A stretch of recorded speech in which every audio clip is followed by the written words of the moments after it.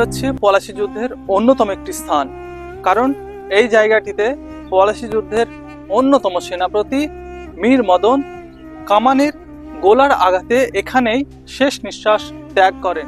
চলে আসে এই রেজিনগরের ফরিদপুর গ্রামে, আর এখানেই তাকে গোপনে দাফন করা হয়। বন্ধুরা, শুভেচ্ছা জানাচ্ছি নদীয়া জেলার অন্যতম একটি ঐতিহাসিক শহর পলাশী থেকে। পলাশীর যুদ্ধ একটি যুদ্ধ যা বাংলার ইতিহাসে চিরকালীন ক্ষতচিহ্ন হয়ে রয়েছে। এই যুদ্ধে পরাজয়ের সাথে সাথে নবাব সিরাজ উদ্দৌলার স্বপ্ন ভেঙে গিয়েছিল, কিন্তু এই যুদ্ধে এমন কিছু বীর ও ছিলেন যারা নিজেদের জীবনকে উৎসর্গ করে ইতিহাসে অমর হয়ে গেছেন। তাদের মধ্যে অন্যতম হলেন মীর মদন, যিনি ছিলেন নবাবের বিশ্বস্ত সেনাপতি। আজকে জানবো সেই মীর মদনের জীবন কাহিনী সম্পর্কে। মীর মদন ছিলেন নবাব সিরাজ উদ্দৌলার অত্যন্ত ঘনিষ্ঠ ও বিশ্বস্ত সেনাপতি। তার সাহসিকতা, বীরত্ব এবং অসীম দেশপ্রেমের জন্য তিনি নবাবের সেনাবাহিনীর অন্যতম স্তম্ভ হয়ে উঠেছিলেন। তিনি পলাশীর যুদ্ধের আগেও বহু যুদ্ধে তার বীরত্বের প্রমাণ দিয়েছেন। 1757 সালের 23শে জুন পলাশীর প্রান্তরে শুরু হয়েছিল এক অমর যুদ্ধ। নবাবের পক্ষে সেনাবাহিনীকে নেতৃত্ব দিয়েছিলেন মীর মদন, মোহনলাল, মির্জাফর, রায়দুর্লভ, ইয়ার লতিফ এবং ফরাসি সেনাপতি সেনফ্রে। কিন্তু বিপরীতে ছিল ইংরেজ ইস্ট ইন্ডিয়া কোম্পানির সেনাবাহিনী, যারা লর্ড ক্লাইভের নেতৃত্বে এসেছিল বাংলার শাসন দখল করতে। কিন্তু যুদ্ধের ভাগ্য বদলে যায় নবাবের বিশ্বাসঘাতক সেনাপতি মির্জাফরের কারণে, যার কারণে ইংরেজরা এই যুদ্ধে জয়লাভ করে।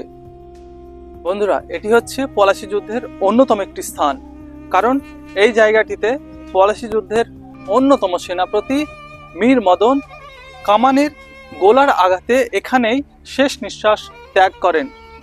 তার স্মৃতি বিজড়িত হিসাবে এই জায়গাটি থেকে 3টে স্মৃতিস্তম্ভ তৈরি করা হয়েছে।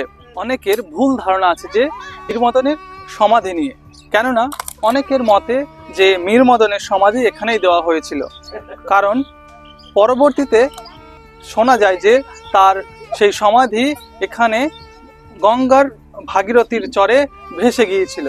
পরবর্তী সময়ে পশ্চিমবঙ্গ সরকার মীর মদনের স্মৃতির উদ্দেশ্যে এই স্মৃতিস্তম্ভটি তৈরি করে। তার পাশাপাশি বাহাদুর আলী খান, তারও স্মৃতিস্তম্ভ আছে, এবং এইদিকে সিংহ হাজারির স্মৃতিস্তম্ভ তৈরি করা হয়েছে। অনেক জনের ভুল ধারণা আছে যে এই জায়গাটিতে সেই সেনাপতি অর্থাৎ মীর মদনের কবরস্থান আছে, কিন্তু পরবর্তীতে ভুল প্রমাণিত হয়েছে, কারণ এখানে মীর মদনের কোনো সমাধি দেওয়া হয়নি। মীর মদনের সমাধি এখান থেকে ঠিক 3 কিলোমিটার দূরে রেজিনগরের ফরিদপুর গ্রামে তার সমাধি আছে। আমরা যাব মীর মদনের সেই আসল সমাধি স্থল, যেটি আছে রেজিনগরের ফরিদপুর গ্রামে।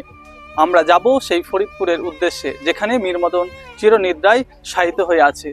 চলুন দেখব সেই রেজিনগরের মীর মদনের সমাধিস্থল। যুদ্ধ চলাকালীন একটি কামানের গোলার আঘাতে গুরুতর আহত হন মীর মদন। মৃত্যুর আগে নবাব সিরাজ উদ্দৌলার কাছে তার শেষ অনুরোধ ছিল যুদ্ধ চালিয়ে যাওয়ার, কিন্তু মীর মদনের মৃত্যু নবাবের সেনাবাহিনীর মনোবল ভেঙে দেয় এবং পরিণামে ঘটে বাংলার ইতিহাসের এক করুণ অধ্যায়ের সূচনা। মীর মদনের আত্মত্যাগ সত্ত্বেও পলাশীর যুদ্ধে বাংলার নবাব সিরাজ উদ্দৌলার পরাজয় ঘটে। এই পরাজয়ের ফলে বাংলা, বিহার, উড়িষ্যার স্বাধীনতার অবসান ঘটে এবং শুরু হয় ইংরেজ শাসনের সূচনা। পলাশীর যুদ্ধ চলাকালীন মীর মদনের বেশ কিছু সহযোগী মীর মদনের মৃতদেহ নিয়ে চলে আসে রেজিনগরের ফরিদপুর গ্রামে। আর আমরা এসেছি সেই রেজিনগরের ফরিদপুর গ্রামে, দেখব সেই মীর মদনের গোপনে দাফন করা কবরস্থান। দীর্ঘ প্রায় 12 কিলোমিটার পথ পাড়ি দিয়ে আমরা পৌঁছালাম রেজিনগরের সেই ফরিদপুর গ্রামে। এটি পলাশীর মনুমেন্ট থেকে প্রায় 12 কিলোমিটার দূরে। বন্ধুরা, অবশেষে আমরা পৌঁছালাম আমাদের সেই কাঙ্ক্ষিত জায়গা, অর্থাৎ পলাশী যুদ্ধের অন্যতম সেনাপতি সেই মীর মদনের সমাধির জায়গায়। আসুন আমরা দেখব সেই পলাশীর যুদ্ধের সময় যে মীর মদনকে তার সঙ্গী সাথীরা এখানে নিয়ে এসেছিল এবং এখানে তার সমাধি করা হয়েছিল। আসুন দেখব সেই সমাধি।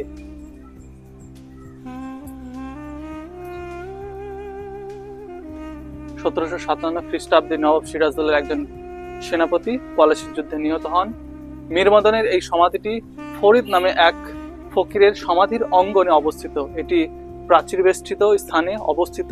ইহা একটি সাধারণ কবর মাত্র। বন্ধুরা, এটি হচ্ছে আমাদের সেই শ্রদ্ধেয় অমর মীর মদনের কবরস্থান। দেখুন আপনারা, এটি আমাদের জাতীয় সম্পদ। এটি এখন রক্ষণাবেক্ষণ করছে আমাদের পশ্চিমবঙ্গ সরকার এবং ভারত সরকারের জরিপ বিভাগে এটাকে অন্তর্ভুক্ত করা হয়েছে মীর মদনের কবরস্থানকে। এবং যে ফরিদ, যে এখানকার যে ফকির ছিল, অর্থাৎ তার দরবেশ, তার ঠিক পাশেই মীর মদনের কবরস্থান করা হয়েছে। আমরা দেখব সেই ফকির অর্থাৎ সেই দরবেশের মাজার। এটি হচ্ছে সেই ফরিদ, অর্থাৎ যে ফরিদপুর গ্রামের নামকরণ করা হয়েছে, ইনি হচ্ছে সেই ফরিদ। এই হচ্ছে ফকির, এর সমাধির ঠিক অঙ্গনেই তার মীর মদনের কবরস্থানটা করা হয়েছে।